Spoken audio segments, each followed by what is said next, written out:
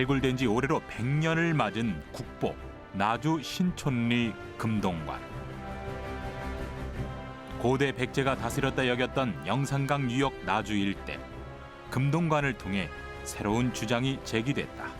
뭔가 다른 문화계통을 가진 정치 세력이 이 영산강 유역에 존재했을 것 같다.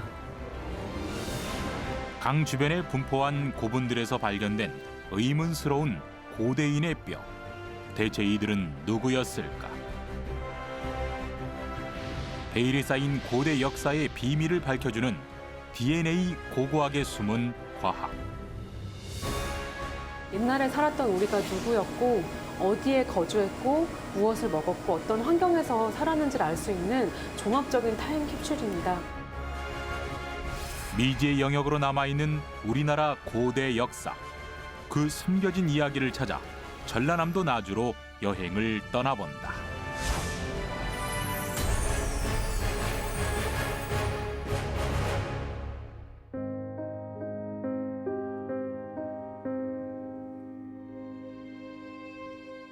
고대 역사의 비밀을 품고 있는 전라남도 나주.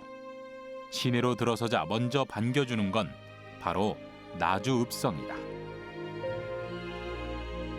읍성의 4대문 중 서쪽의 통행을 담당했던 서성문.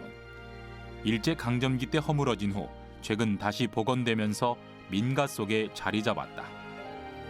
마치 현재 속에 과거가 있는 듯한 읍성. 우리는 이곳에서 차근차근 이야기를 거슬러 오르며 고대 역사를 찾아보려 한다. 성곽 안쪽으로 실제 사람들이 거주하고 있어 마치 과거와 현재가 공존하고 있는 듯한 이곳 나주 읍성인데요. 지금 읍성의 4대문 중 하나인 서성문에 나와 있습니다. 조선시대 한양고성처럼 4대문을 갖고 있을 정도로 나주는 과거 상당히 큰 도시였는데요. 과연 이곳에 고대 왕국의 비밀이 어디에 어떻게 숨어 있는 걸까요? 그 비밀의 열쇠는 우리의 유전자 과학 속에서 찾아볼 수 있습니다. 무엇인지 궁금하시죠? 오늘도 저와 함께 흥미로운 역사 기행을 떠나보시겠습니다. 나주에 숨어있는 역사와 과학의 비밀을 찾아가기 위한 여행. 그 이야기는 바로 이곳 영산강 물줄기에서 시작된다. 넓고 비옥한 나주 평야의 한가운데를 흐르는 영산강. 한강, 금강, 낙동강에 이어 우리나라 4대 강 중 하나인 영산강은 곡창지대를 적시는 한반도 호남의 큰 젖줄이자 물류 소통의 중심지였다. 바다와 육지를 잇는 가교 역할을 한 영산포구는 남도의 모든 조세 물자가 모이던 집산지로 하구뚝이 만들어지기 전까지 배가 드나들며 왕성한 교류가 이루어졌다. 그 영산강의 중심에 있는 나주는 조선시대 한양의 모습을 닮았다고 하여 작은 서울 수경이라 불리며 중요한 지역으로 자리 잡았다.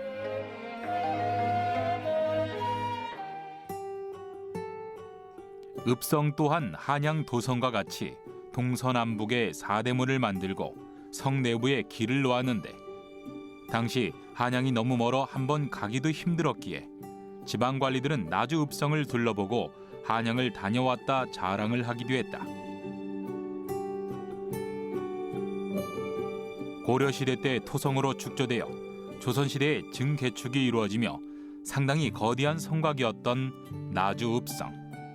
둘레가 3km가 훌쩍 넘었던 것으로 추정되지만 일제강점기 때 모두 허물어지고 지금은 100m 남짓한 성벽만이 옛 역사의 영화를 말해주고 있다.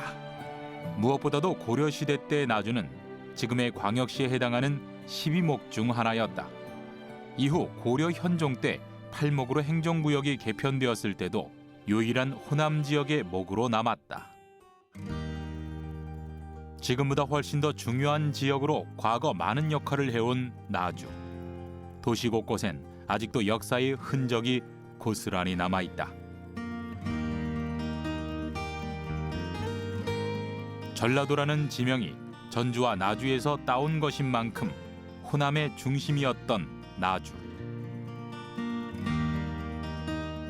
나주가 과거 중요 행정구역이었다는 것을 말해주고 있는 증거가 바로 이곳 금성관이다.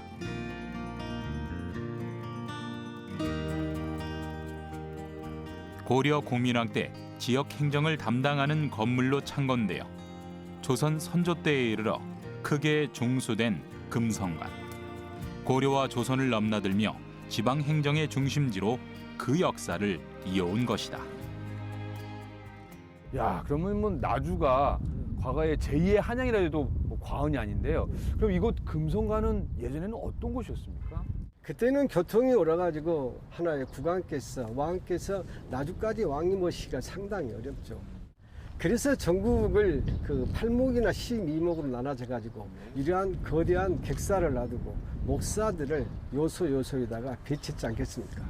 구중궁고를 상징하는 골패를 놔둬 가지고 매월 음력으로 초하루와 보름날, 그러니까 날이 좀 새기 전에 관복을 단정 입고 나주 목사야 모든 이방들이 여기 와서 서울 도성에 있는 그 왕에게 충성의 맹세라는 거죠. 조선 팔도 세곡의 50%를 차지했던 나주. 그리고 그 나주를 다스린 목사는 이곳에서 한 달에 2번씩 임금께 예를 올리는 망걸레 의식을 시행했다. 왕의 탄신일 또는 풍년이 들거나 지역의 인재들이 장원급제를 하는 등 경사가 생길 때마다 이곳에서 임금께 감사의 인사를 올리기도 했다. 고려시대와 조선시대 때 전라도의 중심 역할을 하며 중요한 도시였던 나주. 시대를 조금 더 거슬러 올라가 후삼국 시대로 가볼까요? 새롭고 흥미로운 이야기가 또한 숨겨져 있습니다. 지금의 나주시청 옆 도심 한가운데에는 그냥 지나치면 모를 정도로 작은 우물이 있다. 봄에는 흐드러지게 핀 벚꽃이 눈길을 사로잡는 곳 완사천. 고려 건국과 버들립 인연에 대한 설화가 내려져 오는 곳이다. 후삼국 지역의 거점인 나주를 두고 왕건과 견훤의 다툼이 이어지던 중 왕건이 나주에 당도했을 때 목이 말라 한 여인에게 물을 청했고 여인은 버들잎을 띄워 바가지를 건넸다. 이 오시 여인은 훗날 장화 왕후가 되어 고려의 2대 왕인 해종을 낳았다는 이야기다.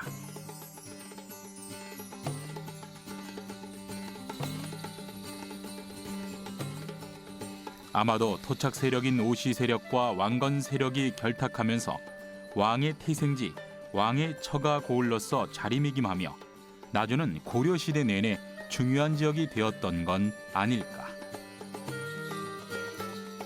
무엇보다 후삼국 시대 지상학적 이점이 있던 나주. 왕건이 이곳을 점령하면서 후백제의 전투력이 분산되었고 힘이 크게 약화되면서 고려 개국의 발판이 마련되었다. 고려를 일으킨 지점이 바로 나주였다고 해도 과언이 아니다. 통일신라와 고려시대와 조선시대를 관통해서 지금의 광주와 전라남도 일대 또 넓게는 전라북도까지 포함하는 호남 지역의 중심지로서 전주와 함께 거의 1500년 이상을 역할을 하고 기능을 수행해왔던 지역이다. 이렇게 이야기를 할 수가 있을 것 같습니다. 한 번도 도읍지는 아니었지만 역사상 언제나 중요했던 나주. 이곳에 분포한 수많은 거대 고분이 들려주고 있는 이야기는 무엇일까? 고분 속에서 발견된 고대인의 뼈와 비밀의 열쇠가 되어줄 유전자 과학. 그 이야기를 찾아 지금 길을 떠난다. 전라남도 담양 용추봉에서 발원하여 광주, 나주, 영암을 지나 서해로 흘러드는 영산강. 우리나라 서남부를 가로지르며 이 땅에 살아있던 이들의 문화를 꽃피우게 했던 거대한 물줄기다. 옛날 그대로 여기를 재현했네. 지금은 백길이 끊어져 관광객들을 태우는 황포 돛배만이 오가는 이곳. 강유역의 기름지고 넓은 들판에서 나는 곡식 때문에 선사시대 때부터 사람이 거주하며 화려한 문명이 발달할 수 있었던 곳. 고대 문명은 영산강이 있어 탄생할 수 있었다. 후삼국시대를 넘어 더 이야기를 거슬러 올라가 보겠습니다. 고려시대와 조선시대는요, 이 물류소통의 중심지였던 영산강, 호남 지역을 묘하게 하는 거대한 물줄기였습니다. 고대에는요, 이 강을 중심으로 문명이 발달하고 국가가 형성되는데요. 그 이야기의 시작은 바로 영산강 주변에 분포하고 있는 고분이 들려주고 있습니다. 낮고 평평한 구릉지로 형성된 영산강 유역. 사람이 살기 좋은 입지였기 때문일까? 영산강을 따라 발견된 고분은 놀랍게도 480여 개가 넘는다. 그 중에서도 특히 주목해야 할 고분은 금동관이 출토된 반남 고분이다. 그 높이가 6m, 한 변이 30m에 이르는 대형 고분. 보통 국가의 도읍지에 고분이 형성되는데 역사상 한 번도 도읍이 아니었던 나주에 이런 대형 고분의 형성은 상당히 특이한 현상이다. 우리 나주를 중심으로 해서 영산강 유역에는 정말 많은 고분들이 분포하고 있습니다.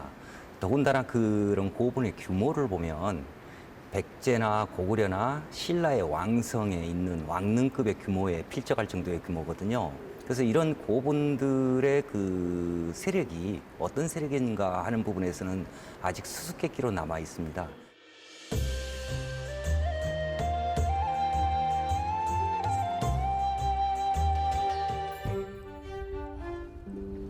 국립나주박물관이구나.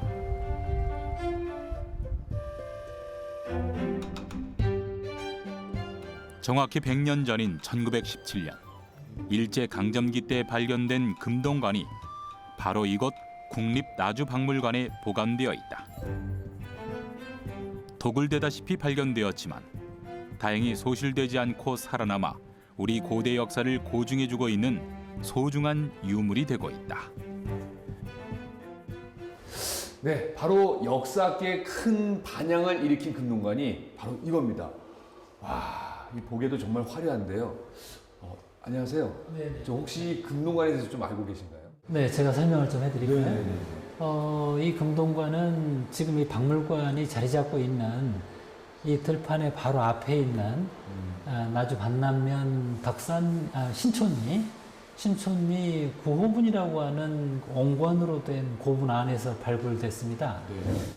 그런데 그 당시에는 이 백제가 자리 잡고 있었다고 생각하고 있는 경기도나 충청도나 전라도 이런 지역에서 백제 계통의 금동관이 나온 게 없었거든요. 근데 처음으로 나온 것이다 보니까 당시로서는 굉장히 충격적이고 센세이셔널한 그 반응을 일으켰던 그런 금동관.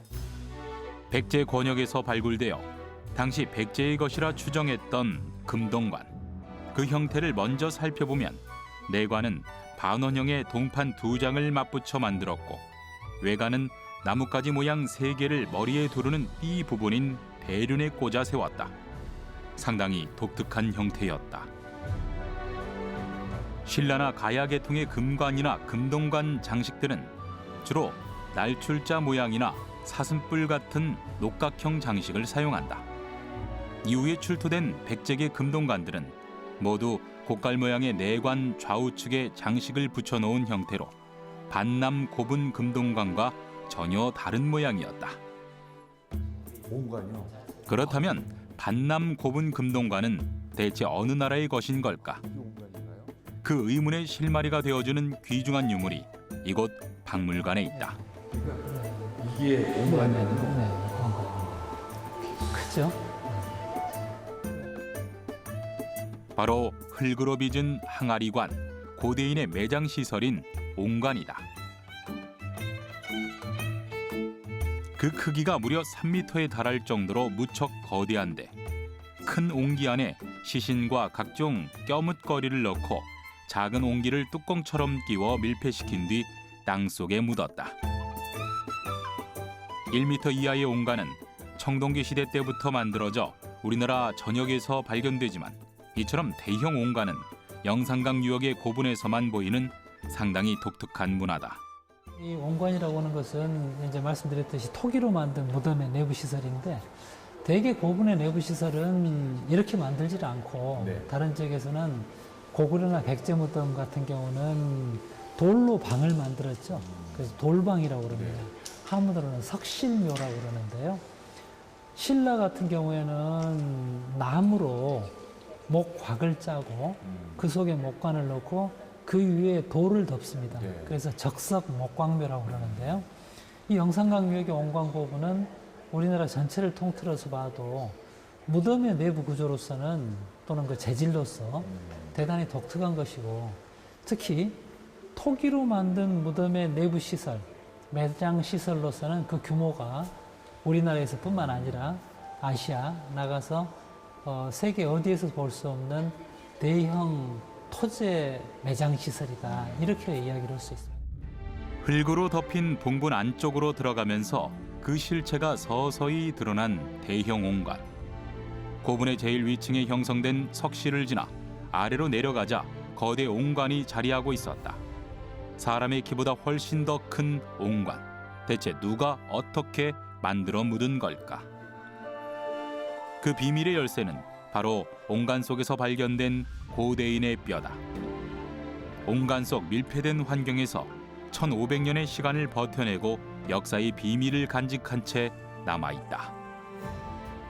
우리나라는 토양이 주로 산성을 띠고 있기 때문에 인고를 비롯한 유기물들이 별로 남아있는 게 없어요. 그래서 특별한 환경 조건이 아니면은 남기가 어려운 것인데 그런 의미에서 아주 귀한 자료고 이제 유골이 갖고 있는 형질 인류학적인 특징 또 DNA 특징 이런 것들을 추출하고 지금까지 나온 이제 국내 관련 자료 혹은 중국이나 일본 자료 이런 것들하고 비교해 본다면 1500년 전의 사람들이 계통적으로 어떻게 이어지고 있는가 하는 것을 밝혀낼 수 있게 되지 않을까 그런 기대를 해 봅니다.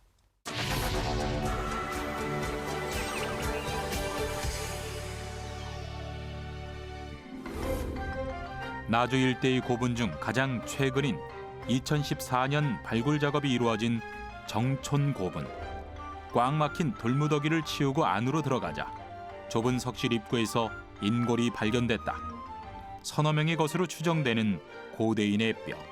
그동안 인골은 나주 지역 고분에서 꾸준히 발견되었는데 특히 지난 2006년 영동리 고분에서 무려 20구에 달하는 인골이 발굴되며 연구에 박차를 가하게 됐다. 인골 연구를 시행하고 있는 국립문화재연구소. 이곳은 지난 1996년 발굴된 나주 보감리 3호분 인골을 연구하여 고분 안에 매장된 이들이 친족 관계임을 밝혀내기도 했다. 빠르면 조선시대 때부터 고대를 거쳐 선사시대에 이르기까지 전국에서 확보된 인골은 이곳에서 보관 연구가 이루어진다. 옛사람 뼈 같은 경우는 최소 100년 이상 동안 그 땅 속에 묻혀 있었기 때문에 뭐 땅 그 흙에 있는 뭐 PCR 저해 물질이라든지 아니면 이제 DNA 자체가 워낙 손상이 많이 돼서 절편화가 돼 있다든가 아니면은 굉장히 미세한 양을 가지고 있기 때문에 분석이 매우 어렵고 스폰지본이라고 해서 이제 상태가 말 그대로 스폰지처럼 약하기 때문에 DNA가 아주 미량으로 남아있기 때문에 상대적으로 DNA의 양이 많은 대퇴 부위를 많이 사용하고 있습니다. 가장 강하고 튼튼해 많은 DNA를 갖고 있는 대퇴골이나 정강이뼈, 팔뼈 부위를 이용한 DNA 추출 작업이 연구의 시작이다. 사실 과거엔 인골 연구가 그리 중요하지 않았지만 최근 유전자 공학이 발전하면서 DNA 분석 연구가 활발해졌다. 그렇다면 그 과정은 어떻게 이루어질까? 먼저 인골이 발견되면 표면 오염물 제거를 시작한다. 그 후 자외선 처리를 통해 DNA 오염물을 제거하는데 작업자의 땀이나 타액 등이 뼈의 DNA를 오염시키지 않도록 철저한 주의를 기울여야 한다. 전처리 과정을 거쳤다면 뼈 조각 일부를 잘라내어 시료를 확보한다. 이때 대퇴골 같은 긴 뼈와 함께 치아 뿌리가 남아있는 어금니도 DNA를 확보하는 데 좋은 부위로 활용된다.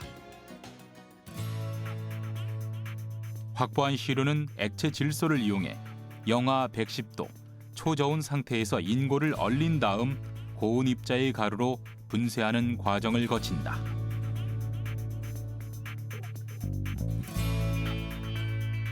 이렇게 만들어진 인골 가루는 유전자 증폭 기술인 PCR, 중합 효소 연쇄 반응 검사법을 거치는데 이때 PCR이란 아주 적은 양의 DNA를 마치 여러 불을 인쇄하듯 복제본을 한꺼번에 만드는 기술이다.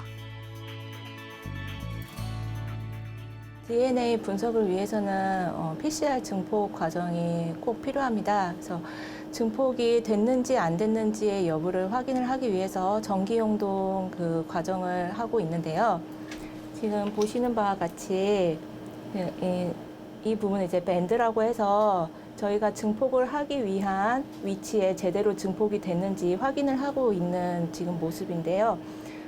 이 빈 공간 같은 경우는 증폭에 실패를 한 부분이고요. 이 밴드가 나온 부분은 이제 증폭에 성공을 했다라고 볼 수 있습니다. 증폭에 성공한 시료는 염기 서열을 분석해 유전 정보를 확보하게 되는데 이때 우리는 인골 주인의 성별과 미토콘드리아 DNA 정보를 얻게 된다. 미토콘드리아는 난자와 정자 속에 있는 에너지 생산 세포로 정자의 미토콘드리아는 난자에 전달되지 못하고 떨어져 나간다. 때문에 우리의 몸속엔 어머니의 미토콘드리아만 남게 되고 모계의 혈통을 파악할 수 있는 것이다.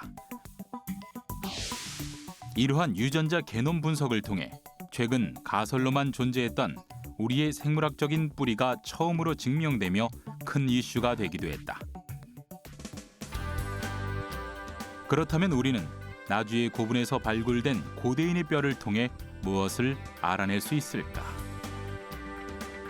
기록이 남아있지 않아 정확한 역사를 파악하기 힘든 고대사. 그 비밀을 풀 수 있는 건 바로 인골 연구다. 베일에 쌓인 고대인의 뼈를 분석하다 보면 잃어버린 왕국도 찾을 수 있지 않을까. 이정호 관장 연구팀은 보감리 고분에서 거의 완전한 형태로 남아있는 인골을 통해 고대인의 얼굴 복원 작업을 진행 중이다.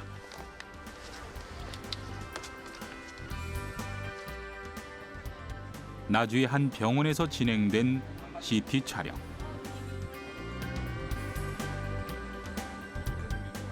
촬영은 그 어느 때보다도 조심스럽게 진행되었는데 고대인의 얼굴뼈를 0.5mm 간격으로 정밀하게 촬영하는 작업이었다.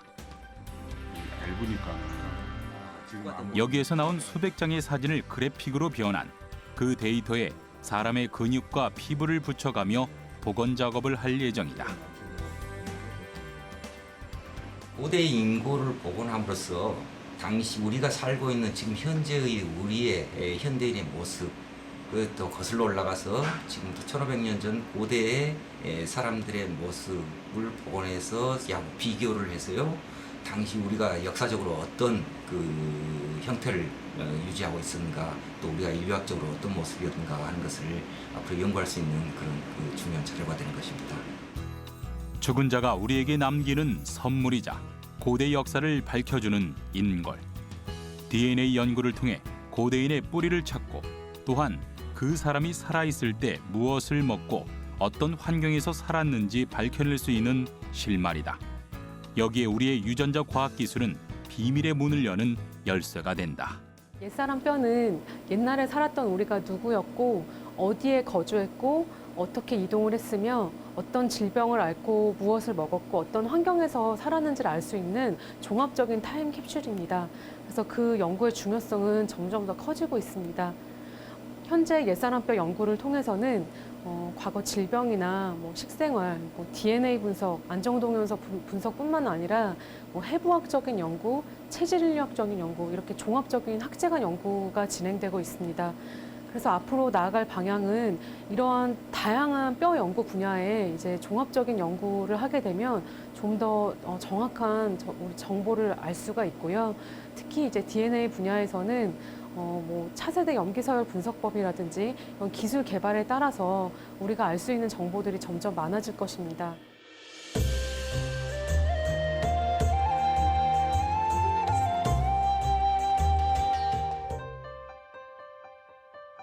(4세기) 중엽 백제 근초고왕이 이 땅을 통합했다는 역사. 야, 여기에 또 다른 고분이 있네요. 하지만 6세기 초까지 이곳엔 마한 왕국이 존재하고 있었다. 언덕 같아 보였는데 가까이서 보니까 큰 고분이네요. 반란 고분과 함께 고대 마한 역사의 비밀을 푸는 실마리를 주는 것이 바로 이곳 보감리 고분이라고 합니다. 고분은 사실 도굴돼서 유물이 사라진 경우가 굉장히 많은데요. 이 보감리만큼은요, 그대로 남아있다고 하는데요. 그 이유는 무엇일까요?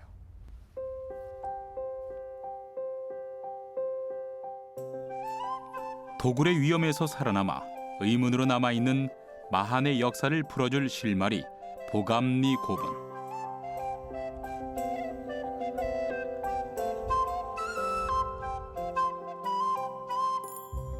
이 속의 숨은 이야기는 무엇일까?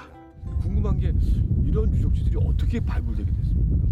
이 유적이 발굴된 게 1996년도부터 발굴이 됐거든요. 네. 그 전에는 그냥 동산으로 알고 있고 한 집안의 선산으로 이제 유지가 되고 있었거든요. 네. 근데 어느 날 이 주변에서 차츰차츰 그 고분들이 확인되기 시작하면서 네.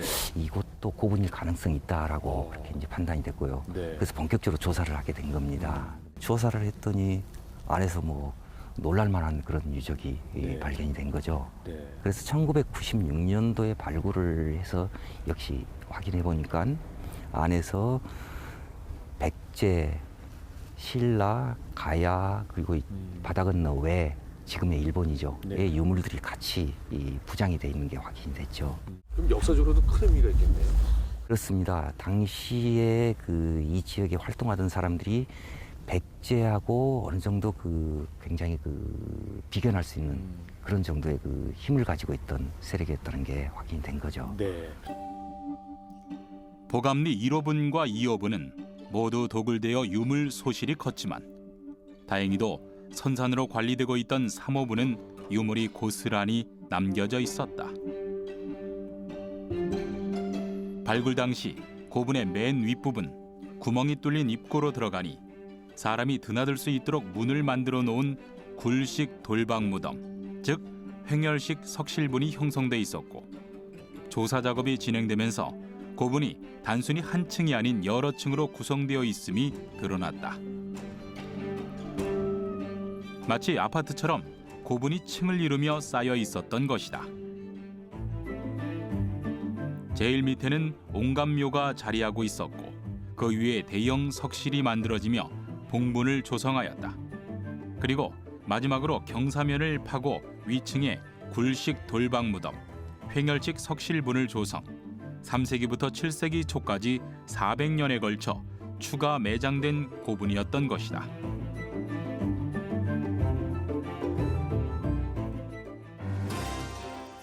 여러 세대에 걸쳐 한 봉분에서 함께 무덤을 썼던 이들은 누구이고 어떤 관계였을까? 미스터리한 그 국가를 파악하기 위해선 먼저 짚고 넘어가야 할 것이 있다. 한반도는 고구려, 백제, 신라, 삼국이 형성되기 전 철기 문화를 바탕으로 한 고대 국가가 형성되고 있었다. 그것이 바로 사만이다. 삼국시대 이전 한반도 중남부 지방에 형성되어 있던 정치 연맹체, 바로 마한, 변한, 진안인 것이다.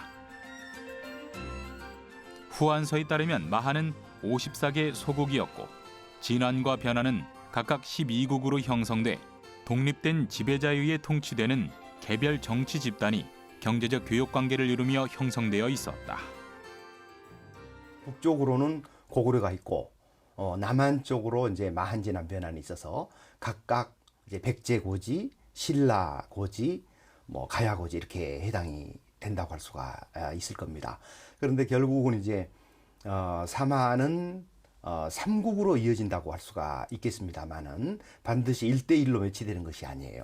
고구려는 별도 세력으로 있었고 진하는 성장해서 신라가 되고 변하는 성장해서 가야가 되지만 마한이 성장해서 백제가 되는 게 아닙니다. 백제는 원조로 대표되는 고구려의 유의민이 내려와서 마한을 병합해 나가는 그런 역사를 가지고 있어요. 그래서 같은 사만이라도 마한의 역사는 변한이나 진한과는 좀 다릅니다. 4세기 중엽 한강 유역에 자리 잡고 있던 백제는 가장 강력한 지도력을 가진 근초 고왕 때 지금의 전라도 지역을 장악하며 여러 개의 소국으로 흩어져 있던 마한을 통합했다는 것이 지금까지의 통설이다.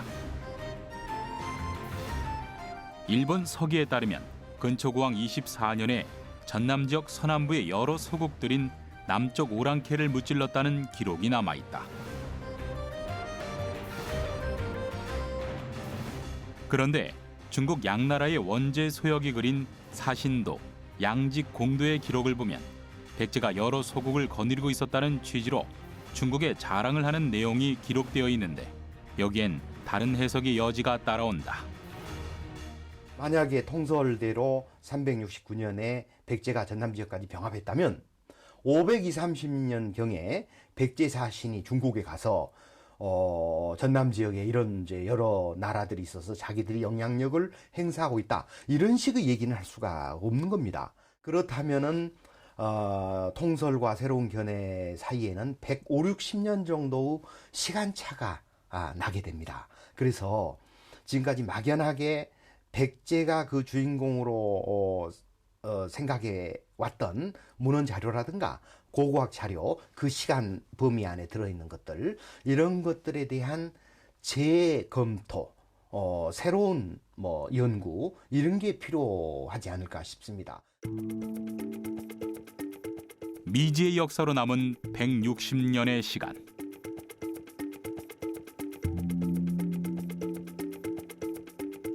그 시간에 감춰진 비밀을 밝히기 위해선 고분들이 말하고 있는 것이 무엇인지 알아내야 할 것이다. 이곳은 도감리 고분의 내부 모습을 고스란히 재현해 놓은 전시관이다. 독특한 온갖 문화를 갖고 있으며 층을 이룬 아파트형 고분을 형성한 이들. 대체 이들은 누구인 걸까? 마한의 여러 소국 중 하나의 세력일까? 근데 궁금한 게 그러면 과연 어떠한 세력, 어떠한 사람들이 이런 걸 만들었을까요? 그게 수수께끼입니다. 역사 기록에는 전혀 등장하지 않는 사람들이거든요. 그래서 고대사학계에서 굉장히 고민스럽게 연구를 하고 있는 것인데 백제하고 대등하는 비등하는 그런 세력이 이 지역에 형성돼 있을 거다라고 하는 의견, 그리고 백제의 강력한 지방 세력이 있을 것이다라고 하는 의견이 서로 이제 대립을 하고 있습니다. 풀리지 않는 미스터리로 남아있는 비밀의 마한 왕국. 독특한 문화를 형성하고 있던 이 나라에 대한 의문은 여전히 우리 곁에 남아 질문을 던지고 있다.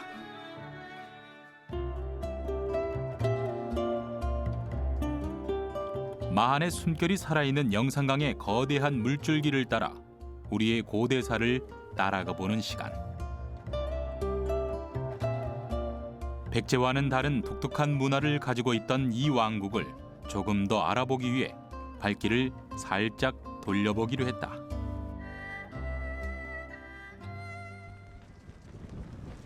이 영산강 유역에서 독자 세력을 형성하고 있던 마한 왕국.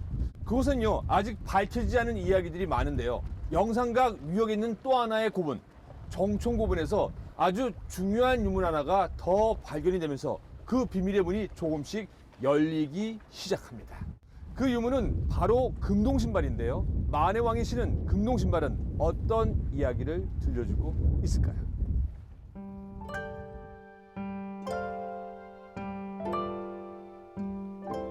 금동신발의 숨은 이야기를 찾아 계속해서 길을 떠나본다.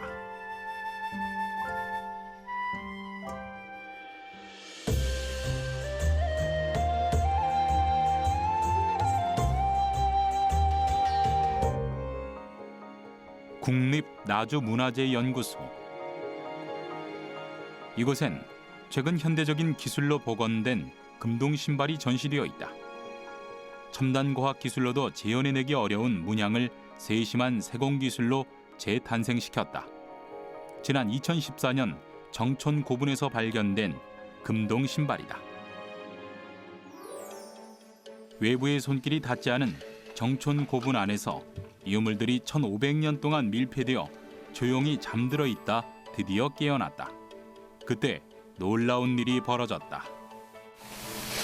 진짜 상태가 좋아서 다행이다. 지금껏 발견된 금동 신발 중 최상의 상태였다.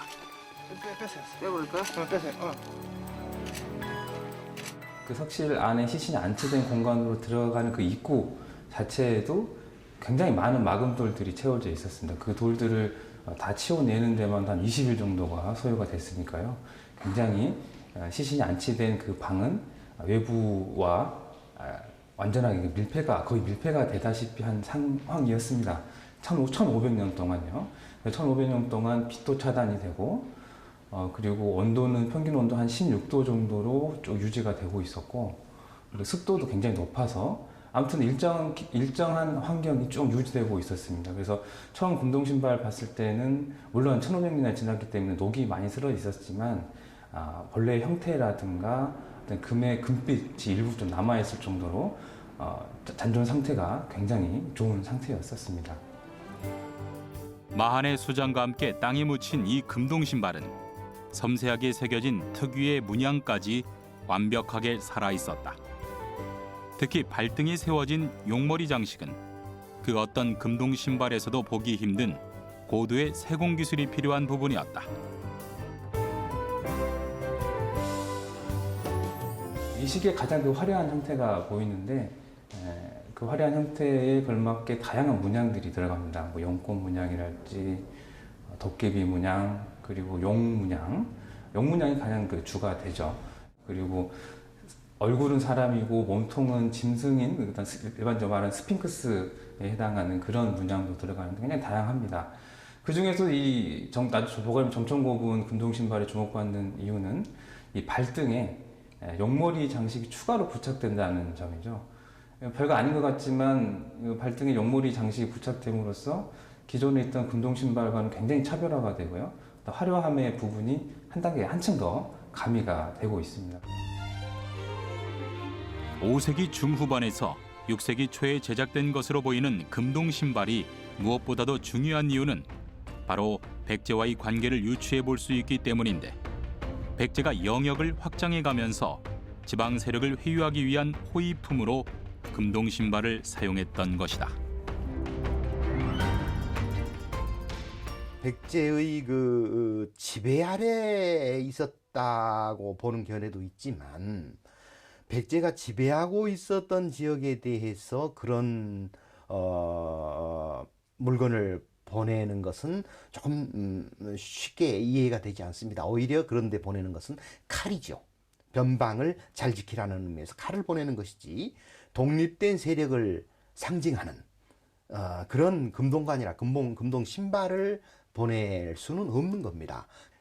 평화, 공존, 협력 체제 유지 이런 걸 원하는 의미에서 백제에서 선물로 보내줬을 가능성이 크다고 봅니다.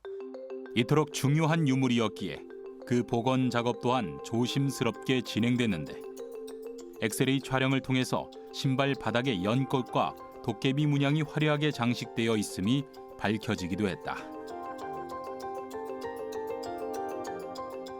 유물을 손상시키지 않고 작업을 진행하기 위해 먼저 3D 스캔 작업, CT 촬영, 엑스레이 촬영 등 첨단 기법을 동원해 촬영했는데 이를 통해 얇은 구리판에 순도 99%의 금을 입혔다는 사실이 확인됐다. 금속공예 기법 중에서도 상당히 난이도가 높은 기법이었다. 금동 신발은 처음에 이제 발굴되었을 때 많은 흙이 이제 같이 포함되어 있습니다. 그래서 그거를 이제 이물질 제거하기 전에 이제 내부 구조나 내부 상태를 알기 위해서 비파괴 방법으로 이제 엑스레이 방법이나 아니면 CT 방법 등을 이용해서 내부 구조를 확인을 먼저 하게 됩니다. 그래서 지금 현재는 그런 기술이 많이 발달되어 있기 때문에 이제 미리 그런 조사를 철저히 조사를 하고 그다음에 이제 보전 처리를 수행하게 됩니다. 이것은 나주 보감리 3호분에서 출토된 금동 신발이다. 진흙에 파묻혀 있어 복원에 상당히 애를 먹었다. 하지만 최근 홀로그램이라는 새로운 과학기술로 재탄생됐는데 우리나라에서 발견된 금동 신발 중 유일하게 물고기 장식이 들어가 있는 이 금동 신발은 원형의 모습 그대로 재현해내는 것에서 한 발 더 나아가 상상력을 더했다. 바닥의 장식이라든지 그리고 훼손 상태가 심한 상태가 이게 원래의 모습은 아주 아름다웠던 모습이 어땠는지를 보기 힘든 부분이 많기 때문에 그걸 360도로 또 상세하게 잘 보여드리면서 또 관람객들이 물고기가 왜 여기 있을까라는 궁금증을 자아내게끔 호기심을 자아내게끔 만드는 컨텐츠를 만드는 게 이제 저희의 가장 중요한 관건이었습니다.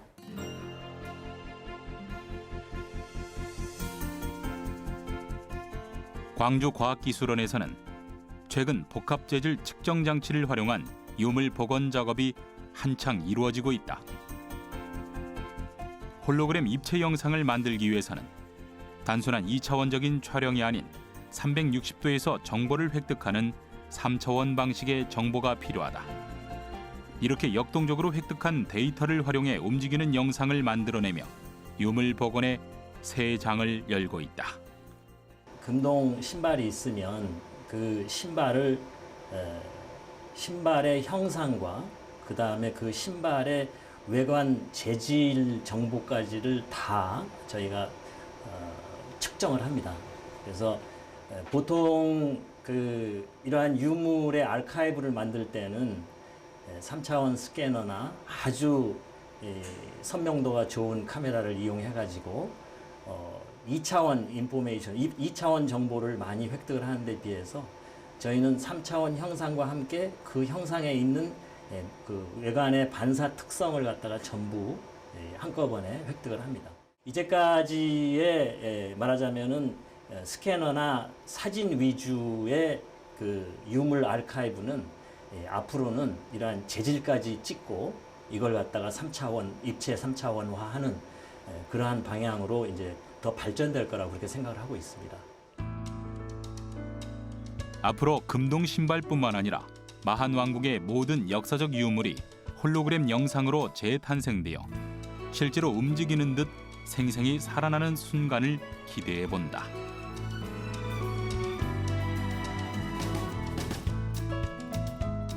고대 마한 왕국, 밝혀야 할 비밀이 많은 역사. 그 역사를 통해 우리가 배워야 할 것은 무엇일까? 한반도 안에 보다 많은 다양한 정치 세력들이 곳곳에 산재되어 있었고 그 정치 세력들이 서로 발전하고 협력하고 대립하고 갈등하면서 점점 더 단순화돼서 나중에 상독 중심으로 재편되는 과정을 밟았다고 하는 것을 설명해주는 그런 물질적인 자료가 지금 되고 있습니다. 나주 지역의 고분 자료들은 그런 의미가 있는 자료다, 이렇게 이야기할 수가 있을 것 같습니다. 영산강의 풍요로운 물줄기를 품은 나주. 이곳에서 찾아본 고대 마한의 역사 이야기. 아직 풀어야 할 비밀이 많은 그 역사는 우리의 유전자 과학기술로 완성될 수 있을 것이다. 아직 의문으로 남은 그 역사가 앞으로 어떻게 그려질지 기대해 본다.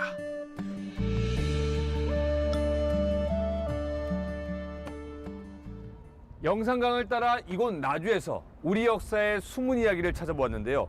아직도 풀어야 할 비밀이 많은 마한 왕국. 그 비밀의 열쇠는 바로 우리의 과학기술이 아닐까 싶습니다. 앞으로 유전자 DNA 연구를 통해 고대인들의 얼굴이 생생히 복원되고 그때 당시의 생활상을 살아있는 듯이 볼 수 있다는 상상. 이 생각만으로도 상당히 가슴이 벅차오르는데요. 이 미지의 영역으로 남아있는 역사, 지금의 우리와 또 후손들이 잘 풀어나가야 할 숙제가 아닐까 싶습니다.